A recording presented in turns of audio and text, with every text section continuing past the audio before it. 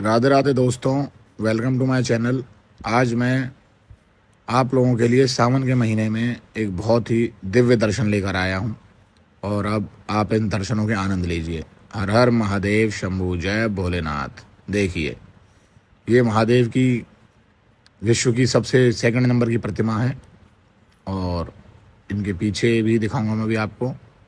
इनके पीछे हमारी माता रानी शेरावाली माँ है। ये मथुरा वृंदावन चार धाम मंदिर है, नेशनल हाईवे पर स्थित है ये मंदिर। आप आइए, छठी करा, दर्शन करिए, भोलेनाथ का आशीर्वाद प्राप्त करिए। आप देखिए ये प्रतिमा कितनी सुंदर और कितनी अद्भुत बनाई गई है। इसे देखकर कहीं भी ऐसा नहीं लगता है कि महादेव साक्षात सामने नहीं बैठे हुए हैं।